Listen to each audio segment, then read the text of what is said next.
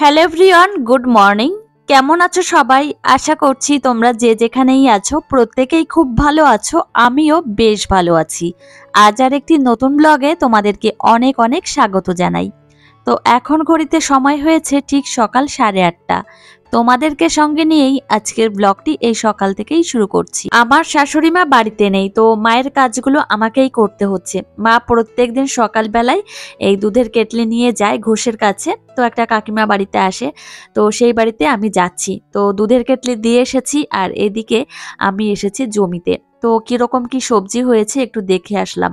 তো এদিকে কুমড়ো গাছের চারা বেরিয়েছে আর এদিকে দেখো কত পালং শাক এত সুন্দর হয়েছে, মনে হচ্ছে সবই তুলে নিয়ে আসি। তো এই যে দেখো পালং শাকগুলো এত সুন্দর হয়েছে আর একটুও সার দেওয়া নেই, মানে এমনিতেই হয়েছে। আর এর মধ্যে অনেকটাই ঘাস হয়েছে, মানে টুকটাক ঘাস হয়েছে। আমি ভাবলাম কি যে হাতে একটু সময় রয়েছে, এখন আমি একটু তুলে নিই। আর সকালে রান্না আমি করে এসেছি, ওই কারণেই ভাবলাম কি এখানে 10টা মিনিট থাকি। আর মামাম তো এখনো ঘুম থেকে ওঠেনি, তো আমি এখানে একটু ঘাসটা তুলে দিয়ে যাই আর কি কি সবজি হয়েছে তোমাদের একটু দেখাই। তো এই যে দেখো ডাটা হয়েছে, তো ডাটা শাক এখনো তেমন ভাবে বড় হয়নি, ছোট ছোট হয়েছে, হয়তো আর 10 দিন মতো লাগবে বড় হতে। আর এদিকে মূলো হয়েছে দেখো, একদম দেশি মূলো।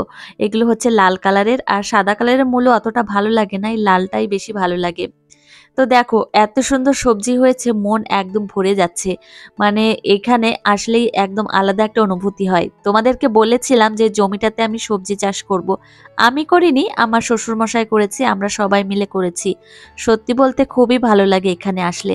তো চলো এখন বাড়ির দিকে যাওয়া যাক। তো কাউ মিল্ক নিয়ে চলে এসেছি বাড়িতে, আর কাউ মিল্কটা ভালো করে ফুটিয়ে নিয়েছি আর এখন মামামের খাবার রেডি করছি।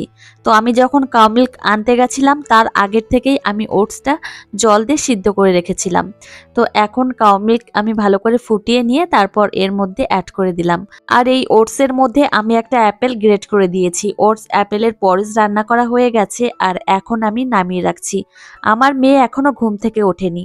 আমার মেয়ের নাম আদিশ্রী বিশ্বাস, আর আমার মেয়েকে আমি মাম্মাম বলেই ডাকি, মানে আমি বেশিরভাগ ডাকি আর মাম্মামের বাপিও মাঝে মধ্যে ডেকে থাকে। আর বাড়ির কেউ না ডাকলেও আমি বেশিরভাগ ডেকে থাকি। এটা হচ্ছে একটা ভালোবাসার ডাক। প্রত্যেকটা মা বাবাই তার সন্তানকে একটা না একটা নামে ডেকেই থাকে। তো যাই হোক, সকালে রান্নাবান্না একদমই হয়ে গেছে আর এখন আমি রান্নাঘরটা ক্লিন করে নিচ্ছি। আর আমার শাশুড়ি মা বাড়িতে নেই, কাজগুলো আমি সকাল থেকেই একদম পরিপাটি ভাবেই করছি।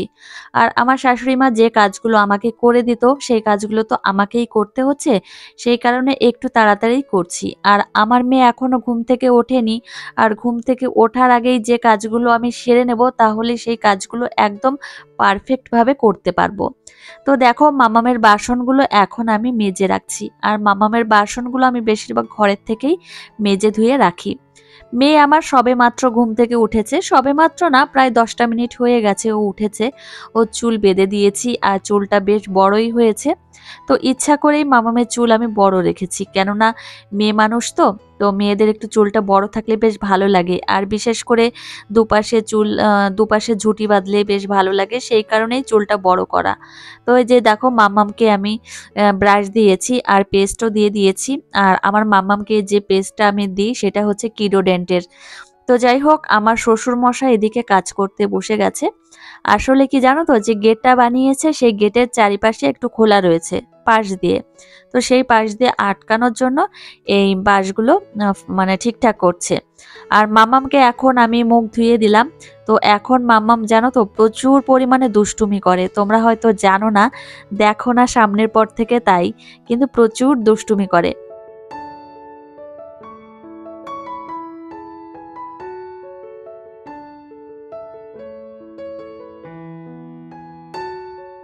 মামামকে ফ্রেশ করানো হয়ে গেছে, তারপর মামামকে এখন আমি সকালের খাবার খাইয়ে দিচ্ছি, মানে খাওয়ানো হয়ে গেছে। মামাম এখন বসে রয়েছে, দোল দোল খাচ্ছে।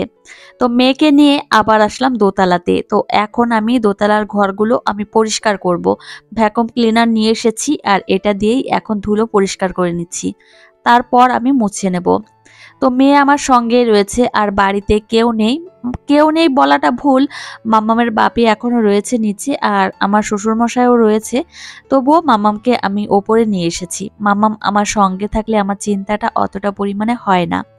তো মেয়ে আমার সঙ্গে এদিকে খেলা করছে আর আমি তো আমার কাজকর্ম করেই যাচ্ছি। তো খুব তাড়াতাড়ি একটা জায়গায় যাব, তোমাদের আগের থেকে বলবো না যে কোথায় যাব কি না যাব, তোমরা দেখতেই পাবে যে কোথায় যাই। তো অনেক দিন ধরেই ইচ্ছা সেই জায়গাটায় যাওয়ার, অনেক দিন ধরে ইচ্ছা। তো আমি মুখে প্রকাশ করিনি, কাউকে বলিনি, তবে সেই জায়গাটায় গিয়েই তোমাদেরকে বলবো। আগে মনের ইচ্ছাটা পূরণ হোক, তারপর তোমাদেরকে বলবো। তো মাম্মাম সঙ্গে করে ব্রাশ নিয়ে এসেছে, ব্রাশ করেছে সেই সকালবেলায়। তো আমি বললাম যে ব্রাশ নিতে হবে না, নিচে রেখে যাও। হবে না, ব্রাশ নিয়েই আসলো। আর এমনিতে ওর বাপি এই ব্রাশটা নিয়ে এসেছে, তখনই ওর প্রচুর পরিমাণে পছন্দ হয়েছিল, মানে ছাড়েই না ব্রাশটা। তো এই যে দেখো এখন আমি ক্লিন করে নিচ্ছি, টবগুলো সরিয়ে একটু ক্লিন করে নিলাম। আর এখন আবার যাব নিচে, মামামের বাপি আমাকে ডাকছিল, ওকে আবার খেতে দিতে হবে। তো মামামের বাপির খাওয়া দাওয়া হয়ে গেছে আর এখন বাজারের দিকে যাচ্ছে মাম্মাম ওর বাপির সঙ্গে, প্রত্যেক দিনের মতো আজকেও যাচ্ছে। এখন সকাল 11টা বাজে আর এখন আমি চা বানালাম, কেননা বাড়িতে আমার জ্যাঠা শ্বশুর মশাই এসছেন, তো ওনার জন্য চা বানালাম। আর চাটা দিয়েই আমি জামা কাপড়গুলো ধুয়ে নিয়েছি আর এখন এই যে মেলে দিলাম। তো আজকে একটু দেরি হয়ে গেছে জামা কাপড়গুলো মেলতে, আর ভালোই রোদ উঠেছে, হয়তো না শুকালেও অর্ধেকটা শুকিয়ে যাবে। আর এই যে দেখো তাকাতেই পারছি না সূর্যের দিকে, এত পরিমাণে আলো, চোখগুলো ছোট ছোট হয়ে গেছে। আর ছাদে আসলেই এই ফুল গাছগুলোর দিকে চোখ পড়ে, দেখো এখনো কি সুন্দর ফুটে রয়েছে ফুলগুলো, তবে অন্য টবের গাছগুলো তেমন একটা ভালো হয়নি। তো চলো এখন আবার নিচে যাওয়া যাক। তো নিচে এসেই মামামের জন্য একটা ডিম সিদ্ধ বসিয়ে দিয়েছি। তো দেখো আমার ব্লগগুলোতে আমার মেয়েকে আমি কিভাবে যত্ন করি, ওকে কি কি খাওয়াই সারাদিনে, সেই সমস্তই তোমাদের সঙ্গে বেশিরভাগ আমি শেয়ার করে থাকি। তোমরা আমাকে অনেকে ভালোবাসা দাও, অনেকে বলো যে দিদি ভাই তোমার ব্লগগুলো দেখতে আমাদের ভীষণ ভালো লাগে। তো আমারও প্রচুর ভালো লাগে এই সমস্ত ব্লগ করতে। আর আমি তো একজন গৃহবধূ, সবসময় বাড়ির বাইরে বেরোবো তেমনটাও হয় না, ঘরের মধ্যে বসে থেকেই কিভাবে ভিডিও করা যায় বা আমি কিভাবে থাকি, আমার মেয়েকে কিভাবে যত্ন করি, এই সমস্তই আমি তোমাদের সঙ্গে শেয়ার করে থাকি। তো একদমই একটা সাদামাটা ব্লগ আমার, মানে ব্লগ চ্যানেল। তো যাই হোক, তোমরা আমাকে অনেক ভালোবাসা দেওয়ার জন্যই আমি সামনের দিকে এগোতে পারছি, আর এর জন্যই তোমাদেরকে অনেক অনেক ভালোবাসা জানাই। আসলে ধন্যবাদ দিয়ে তোমাদেরকে ছোট করব না, মানে অনেক অনেক ভালোবাসা জানাই। তোমরা ভালো না বাসলে সত্যি কথা বলতে কোনো কিছুই সম্ভব হয় না। তো মেয়েকে আমি এই যে দেখো খাটের পর তুলিনি, একা একাই উঠে বসে রয়েছে। আমি তো বিছানাটা খুব সুন্দরভাবে গুছিয়ে পরিপাটি করেছি, কিন্তু মাম্মাম গিয়ে উলটপালট করে দিল। আর বিছানার চাদরটাও চেঞ্জ করে নিয়েছি। মেয়েকে ডিম সিদ্ধ খাইয়ে দিয়েছি, তারপর আবার ঘরে এসে এই যে দেখো খেলাধুলো শুরু করে দিয়েছে। সারাদিনে যে কতবার এইভাবে খাটে উঠবে আর খেলাধুলো করবে নিজের মতো করে, তার কোনো ঠিক নেই। তো মেয়ে আমার সারাদিনই অ্যাক্টিভ থাকে, একদমই বসে থাকে না, দৌড়াদৌড়ি ছোটাছুটি করতেই থাকে। তো মেয়েকে স্নান করিয়ে দিয়েছি, স্নান করানোটা তোমাদেরকে আর দেখায়নি। তো মেয়েকে স্নান করিয়ে নিয়ে আবার আসলাম ব্যালকনিতে, এখানে একটু রোদ রয়েছে, তো এখানে বসিয়েই মাম্মামকে এখন রেডি করাচ্ছি। তো এই যে দেখো মাম্মামের মুখে ক্রিম লাগিয়ে দিয়েছি। আর এখন মানে তেমন একটা শীত নেই, ওই কারণে মাম্মামকে আমি এই যে স্লিভলেস জামাটা পরিয়ে দিয়েছি, মানে হাফ স্লিভ রয়েছে, তো এই জামাটা পরিয়ে দিলাম। তো মেয়েকে এখন আমি চুল আঁচড়ে দিচ্ছি। তো এই সমস্ত কাজবাজ করেই আমি স্নানটা করব। আজকে আর মামামের স্নানের আগে আমি স্নান করিনি, কেন বলো তো? দুপুরবেলায় আজকে রান্না নেই, সেই কারণেই। আর দুপুরবেলায় আমি রান্না করতে গেলে স্নান না করে রান্নাঘরে ঢুকি না, একদম আমার প্রথম থেকে এই অভ্যাসটা আছে। কি করছো? হাই মাম্মাম, হাই। কি খাবে তুমি আজকে? খেলা করছো, ওয়েট করছো? দেখো ওয়েট মেশিনে দাঁড়িয়েছে আমার মাম্মাম। তুমি কত ওয়েট হয়েছে মাম্মাম? দেখো ওয়েট মেশিন নিয়ে এসেছে আমার মাম্মাম। চলো নিচে চলো মা, তোমাকে রেডি করানো হয়ে গেছে, চলো চলো চলো চলো চলো। ওটা রেখে দাও ঘরে, ঘরে। ইস, ছি ছি ছি ছি ছি, থু থু থু, ফেলো মাম্মাম, ওটা দাও দাও। মা ওটা নোংরা মা, ফেলে দাও। ওটা যে ওজন মেশিন সেটা আমার মাম্মাম জানে, মাঝে মধ্যে ওর ওজনটা আমি চেক করি। তবে হাইট কত হয়েছে সেটা চেক করতে হবে। সেটা অবশ্য আমি একা একা পারি না, মানে ওর বাপি না হলে আমি একা একা পারি না। তো দেখবো, হয়তো আজকালের মধ্যেই দেখবো মাম্মামের হাইটটা কত হলো।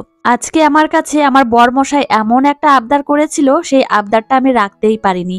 প্রচন্ড মনে কষ্ট লাগছে, কেননা ওর আবদারগুলো আমি রাখি। তো আবদারটা হচ্ছে, আমাকে বলেছিল যে 7 কেজি মাংস রান্না করে দিতে হবে। তো রান্না আমি পারি, তবু যে 7 কেজি ওজনের মাংস রান্না করে দিতে হবে সেটা আমি একদমই মেনে নিতে পারিনি।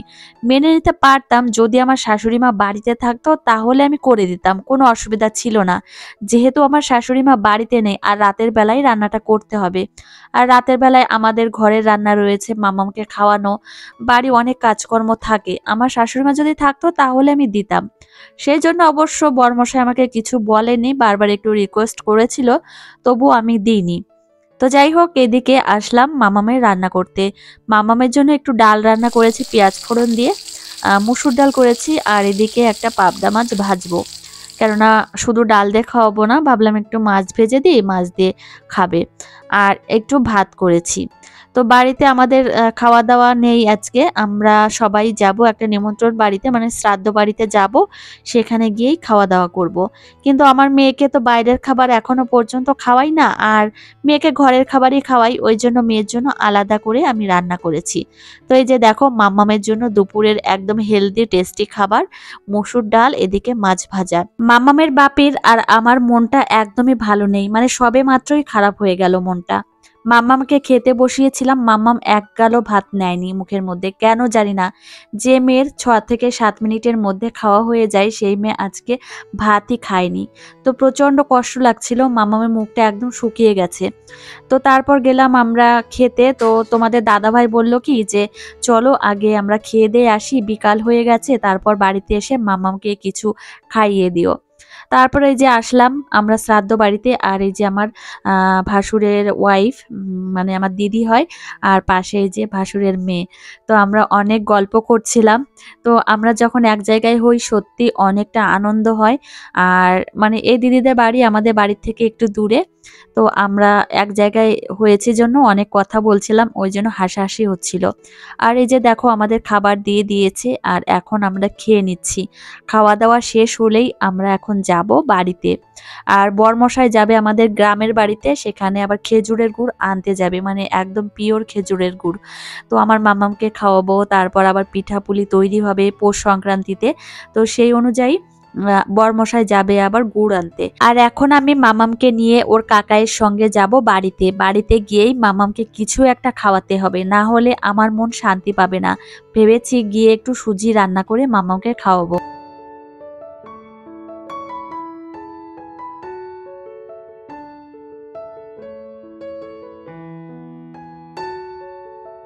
বিকালের পর থেকে ভিডিওটা আর করা হয়নি, এখন থেকে আবার শুরু করছি। এখন রাত 8টা বেজে গেছে, তো একটু আগেই এসেছি রান্না করতে।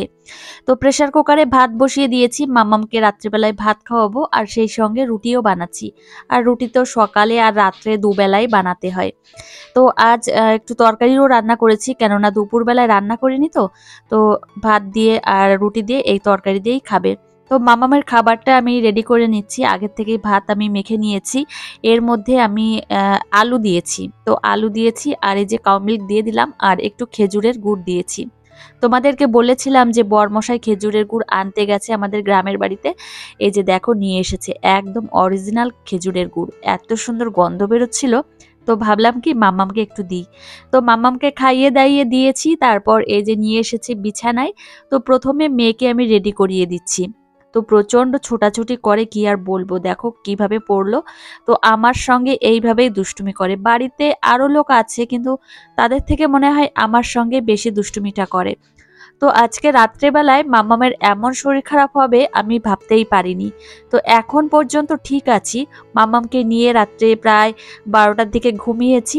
তো 2টোর দিকে, 2টো না 1:30টার দিক থেকে মাম্মামের শরীর প্রচন্ড পরিমাণে খারাপ। একবার রাত 1:30টার দিকে ঘুম থেকে উঠেছে, উঠে এত পরিমাণে কান্নাকাটি, মানে প্রায় আধ ঘন্টা ধরে কান্নাই করে চলেছিল। তারপরে একটু ঘুমিয়েছে, আবার 2:30টার দিকে ঘুম থেকে উঠেছে। উঠেই আবার ওর ০.৫ ঘন্টা মতো জেগে রয়েছে, কান্নাকাটি এত পরিমাণে করছিল, মানে প্রচন্ড খারাপ লাগছিল। কি হয়েছে সেটাই বুঝতে পারছিলাম না।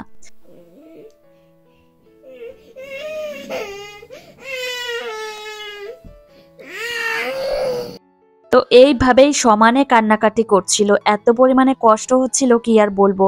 যাই হোক, বরমশাই আবার রাত্রেবেলায় গিয়ে, মানে অত রাত্রে গিয়ে আবার ওষুধ নিয়ে এসেছে বাজার থেকে। মানে একজনকে ডেকে তুলে দোকান খুলিয়ে তারপর ওষুধ এনে খাইয়েছি মাম্মামকে, তারপর ঠিক হয়েছে।